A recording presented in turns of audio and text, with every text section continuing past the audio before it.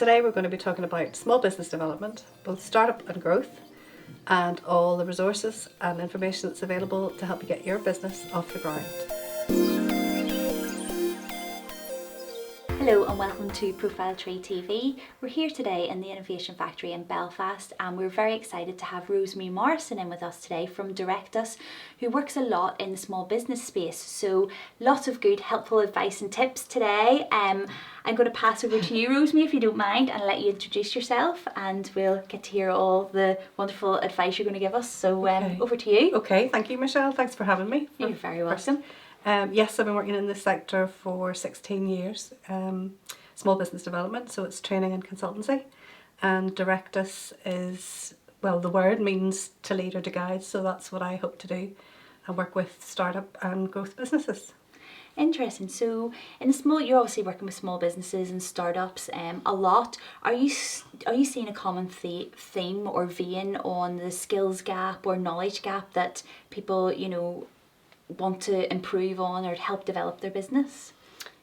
Not necessarily, but I find that every business is different because every business owner is different. So I could get, for example, in a training program, I could get two people here going into cafe business, for example, but because they're going to be in different locations, because they're different people, their history and experience is different, each one will be different and their expectations and goals will be different as well. So no, I haven't noticed that so far, but I do work with a really wide variety of businesses, and they tend to require the same things: personal development, so looking at the person and their ability and resilience and all of that to be in business, the marketing, the finance, legal and operations, and they need that kind of as a package. They need to have addressed all of that. There tend to be strengths, obviously, for that person to have considered it in the first place, and then there are definitely weaknesses, well, usually weaknesses. Those are the things that they tend to avoid. Yes. So it's my duty nearly as an advisor to make sure that those aren't avoided and they don't get into trouble. Yeah, and you're right, and I think that's a very key point there as well. A lot of the time people will know their strengths, but sometimes they don't play to their strengths either. Would you find that sometimes with small businesses? Absolutely. Most people in Northern Ireland have been told growing up, I don't know if this applies to you, I'd be interested to know, not to brag or boast. Yes. When you're growing up. Yes. You can't do that when you're in business. You've got to be your own promoter. So, most people that I would deal with, smaller businesses, SMEs, can't afford PR companies to represent them or whatever.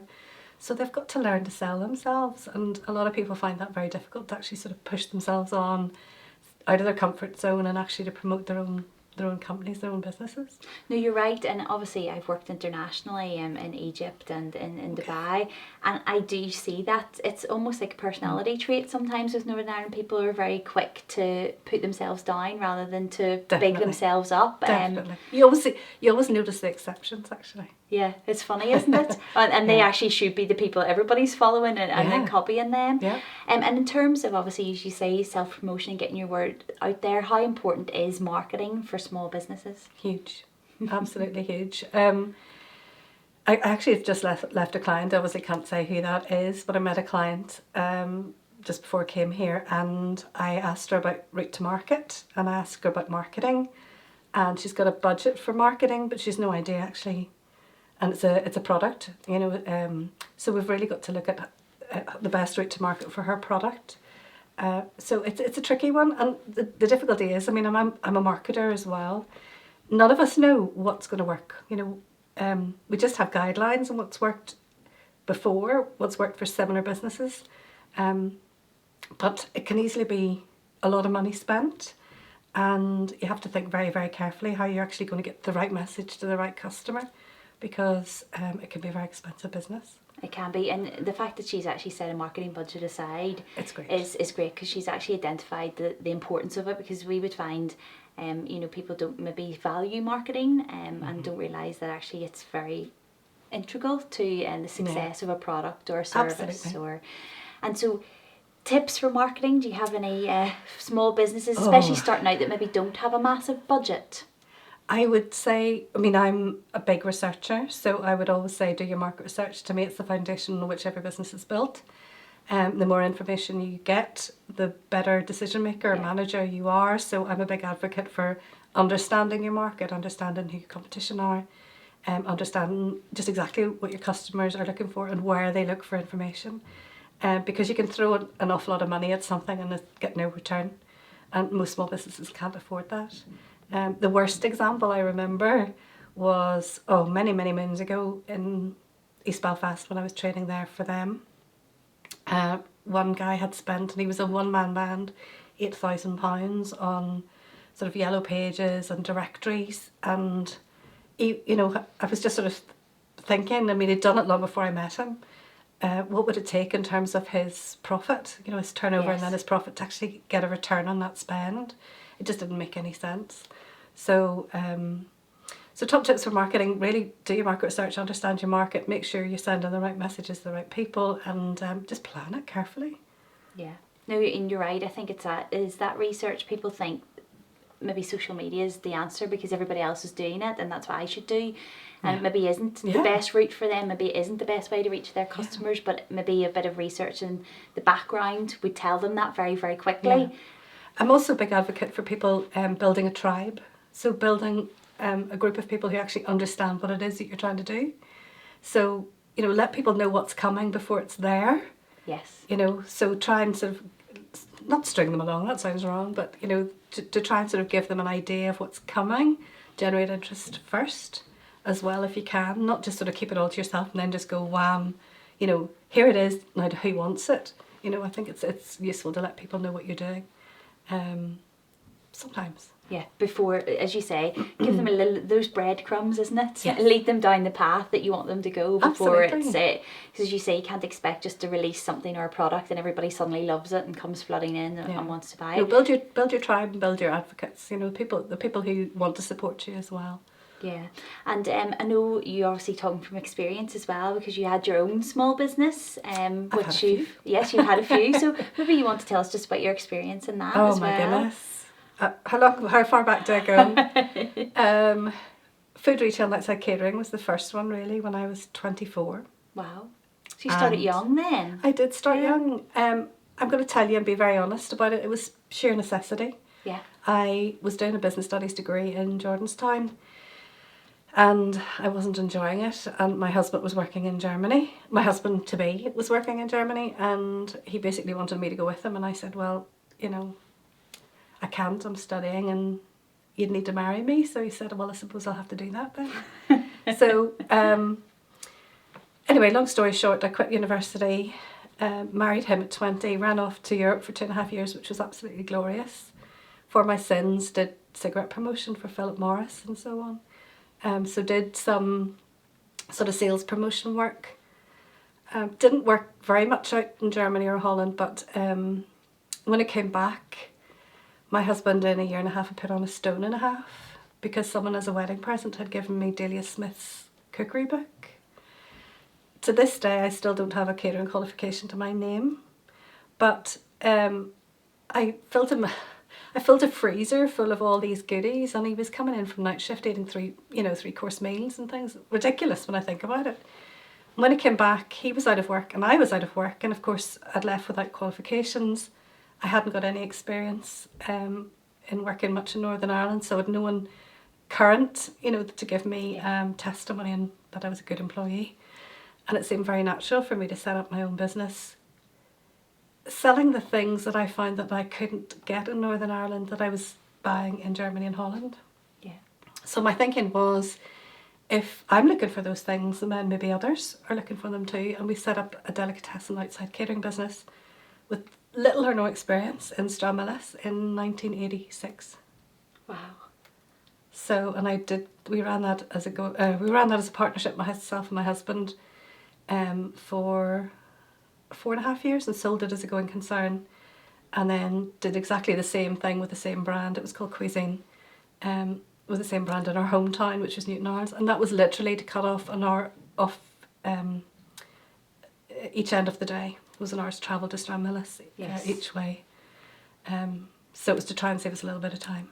That's amazing. So you really are speaking from experience when you've been on that journey as a startup, as somebody that's really starting out, that's fresh, that maybe doesn't have all the answers straight away. I'm going to be very candid with you because I am candid when I'm training as well. I have fought a rent review with a landlord I was prosecuted by Weights and Measures. Yeah, yeah, that's the wow. Sometimes I would say to people, there's a criminal in your midst, because actually it is a crime, you know. Yeah. What happened, and I want to explain this, is I had a student working for me, and we used to, because of economies of scale, buy bulk goods in the delicatessen and then pack them down. So whether it was rice or whatever, all the girls were trained to how to use the weighing scales and all of that. But this girl made a human error one day, and Weights and Measures came in and found 10 packets with less than 10% Yes. in them, and we were subject to prosecution. Yeah. And as a business owner, unfortunately, it falls Buck on your stops here. shoulders. Yeah. Absolutely. You know, and you can only train them. You can't watch every single moment of the day. So that was a learning experience. You know, so I think it is. I think I can empathise with new startups, because I've had some horrible experiences. Environmental health, of course, being in the food business for 11 years. Thankfully, they were our allies. But you have run-ins sometimes with them as well. Goods coming to us that weren't satisfactory even before we'd handled them. But they found them in our premises, if you know what I mean. So we had to track back and find out where the problems were. So the sort of normal and natural problems that any business faces. And I don't think self-employment is necessarily an easy road to take. But I love it. I wouldn't change it. I need to say that too. I love self-employment, and I think it gives you a tremendous amount of flexibility. But it's not for everybody. Yeah. So what made you come into the mentoring side then? What led you down that route? When I was, I suppose I sold the business as a going concern, the second one in, let me see if I get the dates right here, 96, can't remember what the dates were, it's going back too far now, but I was studying in Bangor, tech as it was then, which is CERC. And I was doing marketing qualification to support my own small business. So I did a certificate in marketing. No exceptions or exemptions, because I hadn't finished my degree. So I did 16 3-hour papers. Oh my goodness. As I went through advanced levels and then postgraduate level marketing. And that gave me the advantage then, when I did sell the business, to go for employment. Yeah. And that's really what I needed to do. So I was very lucky. I found a fantastic employer. It was a council and Ledu, as it was then, initiative. And it was Belfast First Stop Business Shop. It's such a mouthful. Whoever decided that was like a good wee name. Tongue twister. But I worked for Belfast First Stop Business Shop as an information officer for small business. I'd just recently qualified in marketing. It must have been 98 at that stage. And I worked as an information officer with them. And strangely, I was in Invest Northern Ireland's information centre the other day, and for 4 years that I was an information officer, I'd gone out and worked on their road shows, you know, the sort of startup road shows, and done market research, Mintel, and different Dun & Bradstreet, different market research tools that they have, and I'd done that too. So that's how I sort of started to get into the consultancy side of things. It's amazing. I just always find people's journey amazing, where they start and where they are now. It's you would never predict it. Okay. The other businesses, and I'm just going to add those in really quickly, was holiday lets at one stage in France, which never try and operate a holiday let business from a distance. Don't recommend that. And I wrote a children's book 3 years ago. Oh, Well, wow. co-wrote it with my husband. Okay. We did a Kickstarter campaign, and it was for the dogged adventures of Deefer and Pat, which was a children's story book about dogs. I've neither children nor dogs, and I had to get it out of my system. So it did quite well. Kickstarter, we got our Kickstarter funding, and we printed 1,000 books, and I have one left. Oh wow. But personal circumstances at the time stopped me from going any further, but I might bring them back in at some stage. That's really. And how did you find Kickstarter as a platform? Difficult. Yeah. Yeah. The client that I've just left is going to do Kickstarter in all likelihood. Not Kickstarter, crowdfunding, I should say. And I don't think anybody should ever try and undertake that lightly. Yeah. It was a month out of my life that I will never get back. Yeah. And a very stressful month, I can imagine. Very stressful, but we got our funding, and that's what it took. So. Yeah, so there might be another wee part in the series that some more adventures might appear in the future. Absolutely. It's so interesting, actually, just even And what made you choose a children's book rather than a sort of a personal or an adult's? It probably stemmed, to be honest, from my work with, I've worked a lot, in the consultancy side of things. I've worked with Young Enterprise for a lot of years, and it was probably the tie-in with LLW, Learning for Life and Work. So the children's book was kind of lessons learned, soft lessons for smaller children. Okay, really, really interesting. Must check that out and pass it on to my little ones. Yeah, get some entrepreneurs in the midst. I can send you a soft copy, actually, see what you think. Oh yes, I would love to. They would love that. They're avid readers, so they would enjoy that. They like to read everything and anything, which is good. And I think it's so important with little ones, Yeah, I actually would be interested. As I say, we've got one precious book left, before we'd go to another print run, and we found distribution very difficult. That's another story for another day. But no matter what I've done, it's always given me a lesson for trying to understand. I mean, I'll never know everything there is to know about all the sectors that I deal with, with businesses coming through.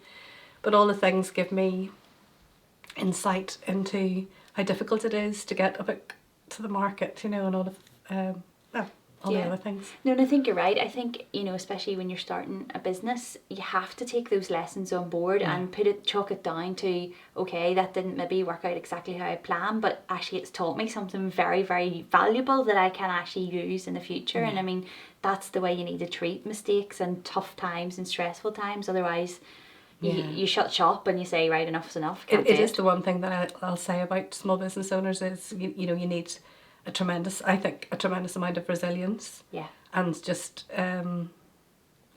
doggedness. I suppose that's where the Dogged Adventures title came from. No, and interesting you saying, you've worked across different sectors and every sector's different. Do you think there's different challenges? Say, for example, is a tourism business facing a massive amount of different challenges to a food business, to a service-based business like ourselves? Or is it every business has the same sort of challenges but just in a slightly different manner? Not sure I can answer that because I don't know all about every business. Well, I mean, all you can look at is, say, going back to the market research, the fact that tourism's booming at the minute. So some people are at an advantage while other businesses maybe are at a disadvantage because the market is changing. In a negative way, I suppose. So some businesses are finding it much more difficult, current market. We even mentioned the B word. Oh, I know. For people to say they even pretend that they know what might happen at the minute, it's really a guessing game. I mean, I'm no economist. I did a little bit of economics, obviously, as part of my qualification, but there doesn't seem to be anybody that can pin that down, what is likely to happen. So there's an awful lot of challenges for businesses that export, and they don't know what's happening. They don't know, or import for that matter, and they don't know really what's going to happen because of Brexit. Yeah, and as you say, everybody's still talking hard borders and so on. Who knows? And everybody is, as you say, decisions can't be made because there's no way of knowing what way. No, it's a terrible period of uncertainty for some people. I mean, to be honest with you, I voted to, and I don't mind saying this, I voted to remain in Europe. Now that it is happening, or seems to be happening, who knows? I firmly believe in a democracy, and I would never go against that. But on a purely personal level, a lot of my programs that I deliver under are EU funded. Yeah. So when I heard the result of that referendum, I thought, oh, okay. So there's one in particular at the minute. It's finishing 2020. It's kind of that nobody knows thing. So it's tough on a lot of businesses. Yeah, no, and that's interesting because I know you're involved in a lot of different programs, and there is so much out there, and I think there's a big focus on free advice and free mentorship and free programs out there. I mean, how do you advise businesses on what's good for them? And I know everybody's different, but you obviously are involved in different programs. Do you maybe want to talk about a few of them, or what support there is out there for anyone starting out? Okay, the one thing I would say about Northern Ireland is you're very privileged if you're starting a business in Northern Ireland, because the support is extraordinary. The level of support, I'm not saying all of it is good, I'm just going to make that very clear as well, but I would always say take from it even if you don't think the training program's the best in the world, your networking that the network that you're starting to build is likely to be of advantage to you. So I've found in a couple of programs that I've recently delivered on that the peer mentoring was more valuable almost than my mentoring to the client, because they know the sector and you need to speak to such and such a person and you need to do this. And a lot of them have formed sort of consortia and are working together in collaboration with one another. So if you took me out of it, it wouldn't have happened. But actually the best, to be perfectly candid, in that particular program anyway, which was creatives, artists and creatives, the collaboration that they got and the information they got from peer mentoring was far more valuable than anything I could have ever brought. What I suggest to people, I should say first of all, I've got a little thing on my knee. You're probably wondering why it's sitting there. I've started to map out, with the help of a girl who was a former client through Power 4, which is a Women in Business program. She's helping me map out the assistance that's available, and obviously that's ever changing.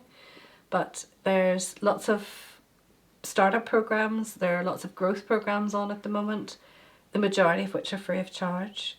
So I would always suggest that people look to their council areas first, because they've obviously taken over from Invest Northern Ireland in enterprise development.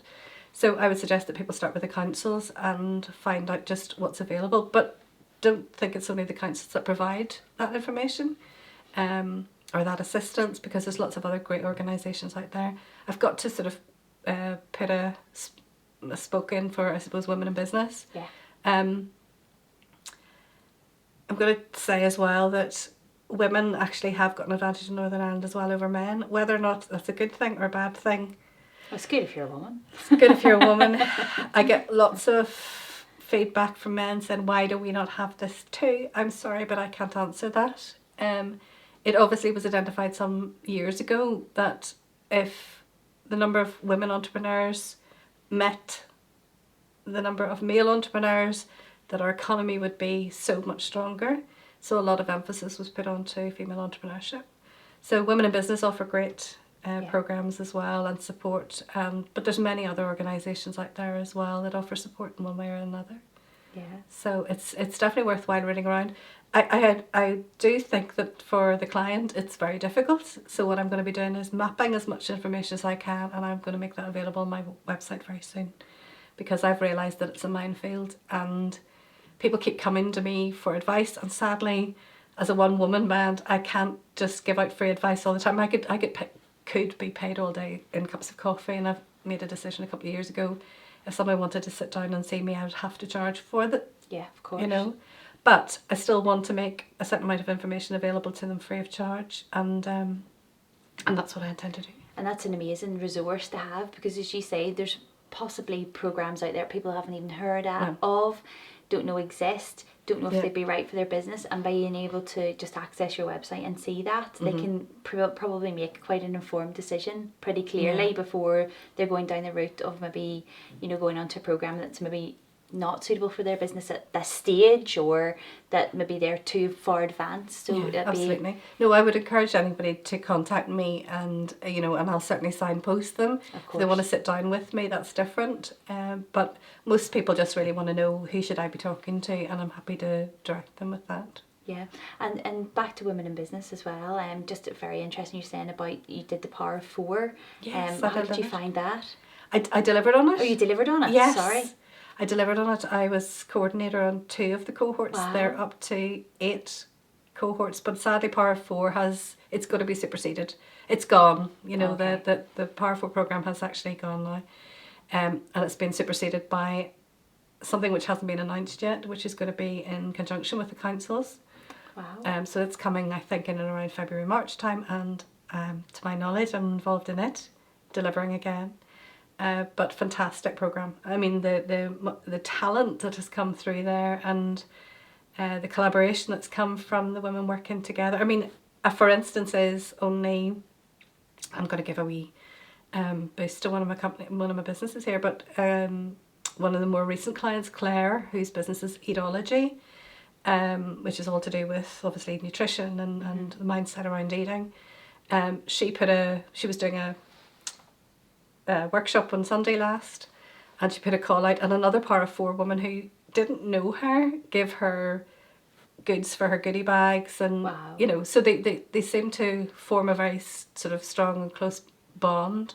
And again, there's been so much good collaboration and work that's come from that. Very talented women. That collaboration and that getting to know people who you may not immediately think our businesses are aligned, but actually when it comes together in the future, there are opportunities to work together, even just to provide advice and mentorship to people. How important do you think mentorship is? Hugely to important. People? Yeah. Massive. It's even the opportunity to offload, that using somebody as a sounding board, even if they don't have all the answers. But as well as that, the sort of been there, done that. You alluded to that at the start of our conversation. So the fact that I can say I've been prosecuted by weights and measures, I had run-ins with environmental health, and fought the landlord for rent review, etc., etc., etc.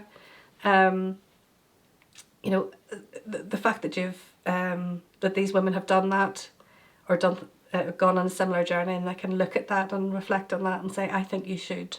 Yeah. It's just to have that sounding board. So all this wonderful advice and everything's out there, and you've got women in business and all that collaboration. What do you think are the main things that somebody starting a business should really consider to get in place before they start setting budgets and marketing, and what do you think is key to get that mindset right, I suppose? We said it earlier, market research, to make sure that there's a gap in the market, make sure people actually want what they have to sell. So that takes a bit of thinking time and a bit of research. Research competition, research your customers, research the marketplace, your location. Make sure you're not just accepting, I can't find anywhere that's really suitable, so I'm going to take here. Because obviously location's massively important. Things like parking, if it's required. There's so many different considerations. But also making sure that you've got the skills yourself to do the work. While saying that, I had a catering business for 11.5 years and no catering qualifications, and I still don't. So I think sometimes passion can drive the business, but I think you need the business knowledge behind it. And I would always encourage people to go to the likes of the Go For It programme or Exploring Enterprise, because it's a question of you don't know what you don't know, and they need to make sure that they know things like the tax, HMRC, the basics, basically. Yeah, no, and you're right. It is that key thing of you don't know that you don't know it until you don't know it. Until you're faced with it. Exactly, and then it's sometimes a wee bit too late. Yeah, and you can be. I mean, it proved to me, obviously, with that run-in with weights and measures, trading standards as it was, that it's so easy for mistakes to be made. And the consequences can be quite harsh. So I think you need to go into business with your eyes as wide open as they possibly can be. No, you're right. And as you say, it can be very much where you think, oh, well, sure, it's just I made a mistake. But that's not always what the consequences are going to be. Okay, then that's fine. You made a mistake. Don't do it again. It doesn't always happen that way either. No, I was devastated when that happened to us. So, I try to prevent my clients from having the same horrible experiences. The thing about it is you'll never know. You'd prepare quite a bit before you actually launch your business, but you'll never know what it's going to be like until you're actually doing it. Yeah. Until you're actually in the process of operations. So, and you always learn. Yeah. As a business owner, you always learn it. Yeah, and that's it. You have to treat those lessons as lessons learned, don't you? That maybe aren't the exact route that you'd like to go on. You sometimes take a few wee detours. And in terms of business planning, how would you advise people? I mean, do you think long-term planning's good? We would find even we would be planning ahead, but technology changes so quickly, the market changes so quickly, social media changes so quickly that even we would say, we plan for a year and then the next minute it's out of date. Yeah. I think you plan for as much as you can plan, but I'm not a big fan. I'm probably going to make some enemies here, but I'm not a big fan of the sort of standard business plan template type things.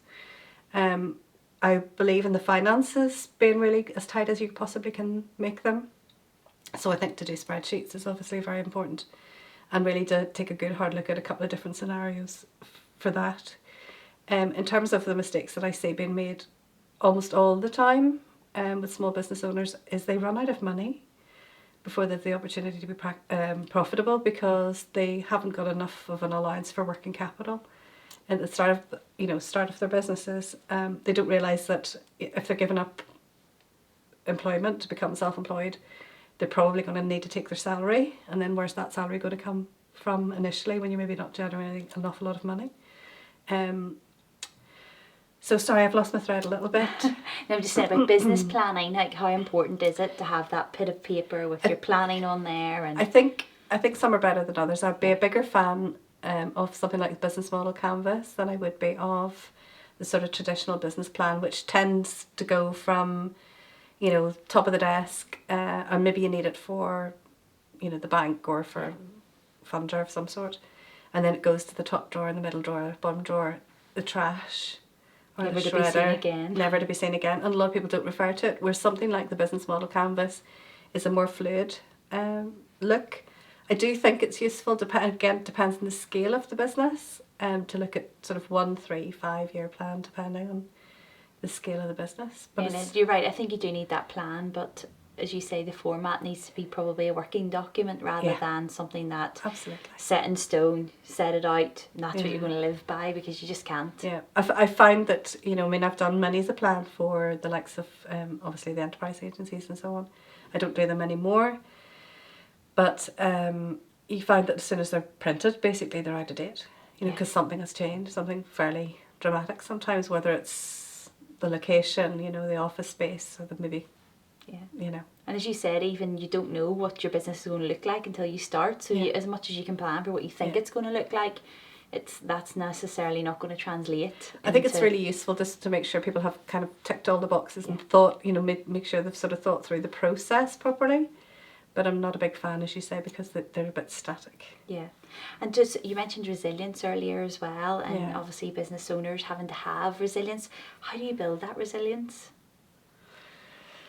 I think you build that resilience by, well, first of all, I do think it's a trait that you need from the start. I think it's, self-employment's not everybody's game, and I do think that needs to be something that's almost inherent. Mm-hmm. But I think you can build resilience from building your tribe around you, I suppose, your support network. So when you're having a really tough time, you go to people who bolster you back up again and build your resilience back up again. Because everybody can take knocks, and with the best will in the world, plans don't go according to plan. Yeah. So I think it's important that you have a really good network, and you don't feel isolated. It can be a very lonely place. Yeah. And what would your advice be for building that network, for going to networking events? Because I know networking can be quite tricky for some people. They see that room and they think, oh no, I can't do it. Some people hate it. I know. Some I love people, it. Yeah, it's funny, isn't it? Just different people's. I know, speaking to some people, they're like, it's my worst nightmare going into a room of people I don't know. Okay, and they shy away from it. So top tips, yes. Top tip is go and look for the person that looks as uncomfortable as you are. There's probably quite a few people. Which is quite a few people, and they'd be delighted that you go and grab them and nab them out of the dark corner because they're feeling as vulnerable as you are. So I always go for the person who looks the least comfortable in the room, and normally they breathe this huge sigh of relief that somebody's actually talking to them. Yeah. It doesn't bother me to network, actually. I really like it. Although, to be fair, some networks are more comfortable and more for me than others. And I think what you've got to do is actually find what works for you. So most of the networks will give you a free trial. Mm-hmm. I know that BNI does, and Chamber of Commerce, you can go for sort of tasters and whatever. But I think it's worthwhile at the start to go out and actually see what suits you. And, but I believe you should be networking for a purpose, because you can be a very busy fool. So I think it's really important that you're going for a reason and you're getting something from that, whether it's a contact, somebody who's going to be of value to you for some reason in your business, or that you're getting valuable information.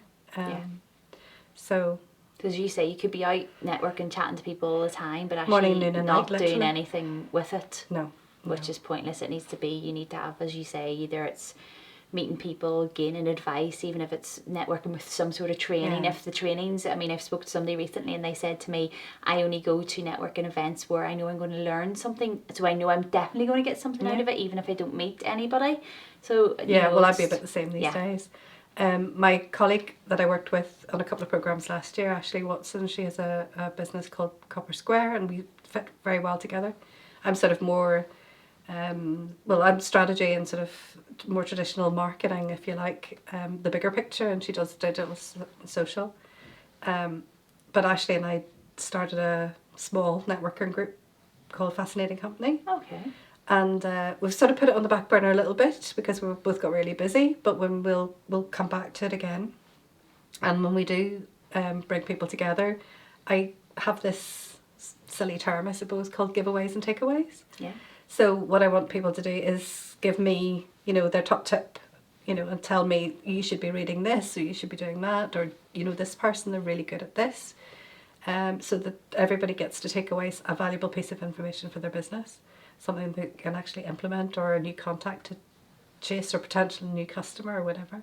Yeah, and because people then go away feeling that their time has been valuable, Yeah. they've used their time wisely, because Absolutely. when you're starting out or you're running a small business, time is precious. It's hugely important. And you need to feel that where you're putting your time is that you're getting value back, and actually that's really, really important to actually have that thought process at the start of the networking, that actually I want everyone to go away. Makes a massive difference, I think, because people then will be more willing to come because they know at the end of it I'm actually going to gain something from I don't know about you, but I love shortcuts. Yeah. So I love people that say, you don't do it that way, you do it this way, and that'll save you all that time, so I'm always looking for wee top tips, wee shortcuts to things, even people coming along. It's amazing.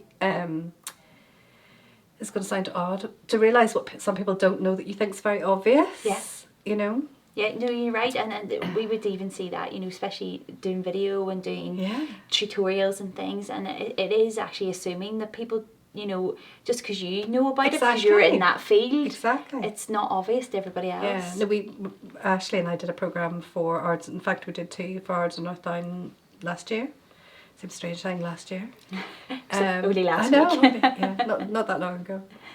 We did I Made It, which was the creatives programme, and then A Taste of Success, which was for foodies, food and drink producers. And there's a number of them had never used Canva or Lumen 5, to put little promo videos and things together, and it just seems so obvious to us, but if you don't know, you don't know.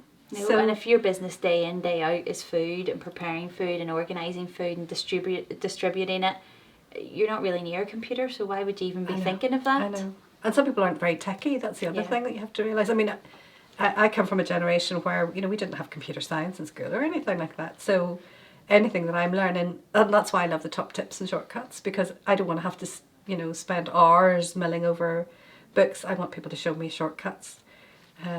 But as you say, technology is so fast, it changes so fast, that I have to try and keep up with it as well. Yeah, we all do. Yeah.